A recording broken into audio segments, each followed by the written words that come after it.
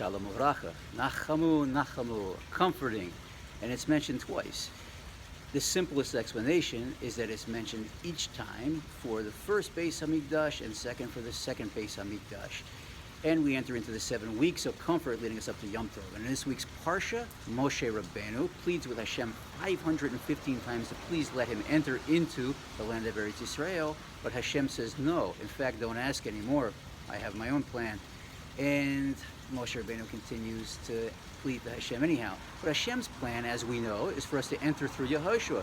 And we're going to go through conquering the land, and even later on go through different goluses and everything that we've gone through in history. Hashem has a plan for everything. And we see that there's other places in the Torah where it has a word repeated. And they're all indicative, the Rebbe says, of redemption. Lech Lecha, by Avram Avinu's redemption, and in the book of Shemot it says Pikut B'Kadi. But the word Nachamu Nachamu, doubled over twice, is the exact same word, is more indicative of something which is an unlimited comforting, an unlimited type of redemption. Back to Moshe Rabbeinu. The virtue and the biggest part that we have, one of the biggest parts that we have as our avoda in this gullus to bring us into Geula is patience. Not the way that we want it. Not the way that we just give up on something. We have to have persistence and patience to do anything because it's right around the corner. Many of people have quit something before it was the time to do it, only to find out later that they were right around the corner from getting it. So there's a story about a little boy, and he learned with a sage, and the sage showed him a cocoon. And the little boy said, "What is this?" He says, "There's a little tiny worm or caterpillar inside, and one day it's going to break out of it, and he's going to have wings, and he's going to turn into a beautiful butterfly." And the little boy said, "Can I have it?" So his teacher said to him, "You can have it, but don't touch it.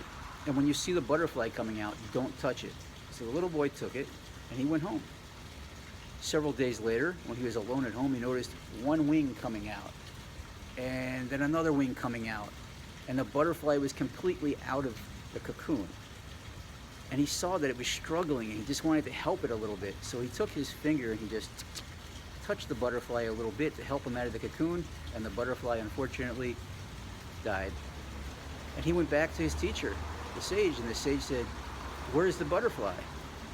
Where's the cocoon?" And the boy said, "Oh, the butterfly came out and he died." He goes, "You touched it. I told you not to touch it." This is the advantage that we see of having patience, that Hashem leads us in a way, and everything is by His plan. But by us wanting something to happen in a certain way, it's not always Hashem's plan. We have to go through an order or process. As we look around us and we see that there's rain showering down upon us, the Baal Shem Tov says that rain or water is a siman bracha, sign of blessing.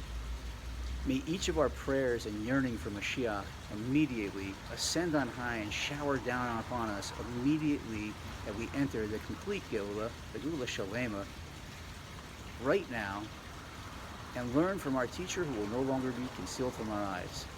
A good Shabbos to everyone. Yehi Melech.